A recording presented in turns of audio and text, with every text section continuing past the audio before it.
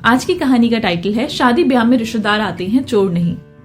Mummy जी, मेरी गले की चैन नहीं मिल रही है, यही ड्रेसिंग टेबल पर ही तो रखी थी, पता नहीं किसकी नीयत डोल गई। स्वीटी ने अपनी सास मंजू जी से कहा। मंजू जी, ये क्या कह रही हो बहू? मानती हूँ घर पूरा मेहमानों से भरा है, पर ये लोग अपने ही हैं। स्वीटी, मम्मी जी शादी का घर है, इतने लोग आए हुए हैं, अब सोना देखकर किसकी नीयत नहीं डोलेगी। लगभग 1 साल पहले ही मंजू जी के बेटे प्रमोद और स्वीटी की शादी हुई थी और आज मंजू जी की बेटी राधा की शादी थी। मंजू जी, चुप करो बहू, जरा धीरे बोलो, कोई सुन लेगा तो क्या सोचेगा। रिश्तों के बीच कई बार छोटी बातें बड़ा रूप ले लेती हैं। कुछ महीने पहले ही जब तुम्हारी शादी हुई थी तब भी घर पर सारे सामान यूं ही बिखरे पड़े थे। मजाल है कोई भी सामान इधर उधर हुआ हो। तुम सही से ढूंढो, तुम ही यहाँ वहां रखकर भूल गई होगी। स्वीटी, मतलब आप कहना चाह रही हैं कि मैं ही लापरवाह हूं?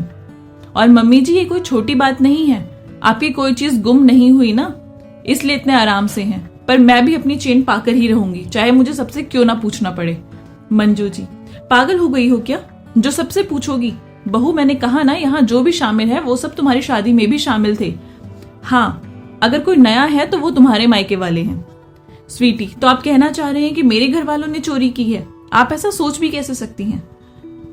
मंजू जी कहती हैं, देखो बहू, मैंने सिर्फ इतना कहा है कि नए तुम्हारे घर वाले हैं, तुमने खुद ही समझ लिया कि मैं उन्हें चोर कह रही हूँ। फिर तो तुम मेरे रिश्तेदारों से सीधे सवाल करने जा रही हो, तो क्या उन्हें बुरा नहीं लगेगा? इसलिए पहले अच्छे से अपने ही कमरे में ढूंढो, फिर कुछ करने की सोचना।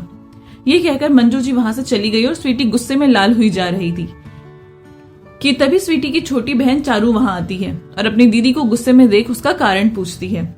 स्वीटी, और क्या कहूँ चारू, पता नहीं किस घर में मेरी शादी हो गई है जहाँ के रिश्तेदारों से ही अपनी कीमती चीजों को बचाना पड़ेगा।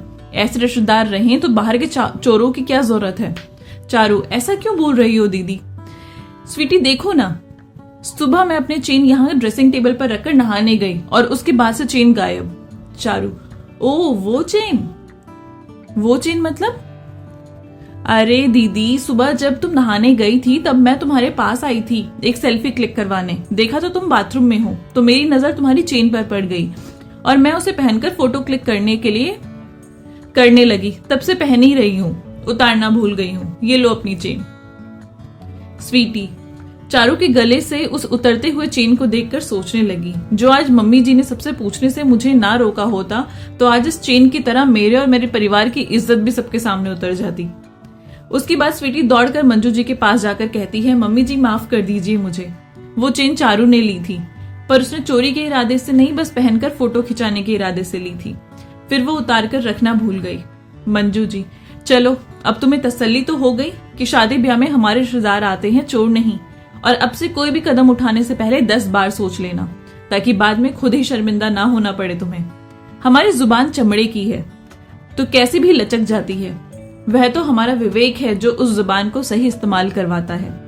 बहू, हमारे लिए ये छोटी छोटी वस्तुएं इतने महंगे हो जाते हैं कि उसके आगे रिश्ते नाते सब सस्ते लगने लगते हैं, पर हम ये नहीं समझते कि ये धातुएं जो गुम हो गई हैं तो उसे दोबारा भी बनवाया जा सकता है, पर जो रिश्ते एक बार गुम हो जाएं तो वो हमेशा के लिए चले जाते हैं। और हमारे आखिरी समय में ये धातुएं हमें मोक्ष नहीं देती, बल्कि इन रिश्तों के हाथों से ही हमें मोक्ष की प्राप्ति होती है, और तब ये धातुएं सस्ती और रिश्ते महंगे लगने लगते हैं।